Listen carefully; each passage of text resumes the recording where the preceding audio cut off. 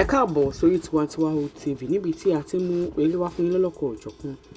Ká tó tẹ̀síwájú, ẹ bá wa comment, ẹ like, ẹ share, ẹ dẹ̀ subscribe ká lè máa mú eré wá fún yín lóòrèkóòrè. Omolabake lérè tá a mú wá fún yín lénìí. Omolabake dá lérí àwọn òbí méjì tí wọ́n bímọ ẹyọ kan, àmọ́ ṣá tí wọ́n fẹ́ nìkan bọ́mọ wí. Bàbá wà ní school of thought wípé ká fọwọ́ tó lè mọ bọ́mọ wí nítorí ọjọ́ ọ̀la yìí. Ìyá wà ní school of thought wípé ọmọ táyé bí láyé ń pọ̀n, ká má fọwọ́ tó lè bá ọmọ wí àṣẹ̀yìnwá àṣẹ̀yìnbọ̀. Bàbá jọ̀wọ́ ìbáwí, ó fi ìyálẹ̀ kó ṣe bó bá ṣe gbà. Rabarabẹ́ àṣẹ̀yìnwá àṣẹ̀yìnbọ̀. Ọmọ kó sọ́wọ́ àwọn ajínipa, àwọn ajínigbé kọ́, àwọn ajínipa. Ibẹ̀ ló ti kọ́ ẹ̀kọ́, orí ló yọ. Ẹ wo, ẹ lọ wo Omolabake kẹ́ lọ wo nǹkan tó gbẹ̀yìn eré yìí.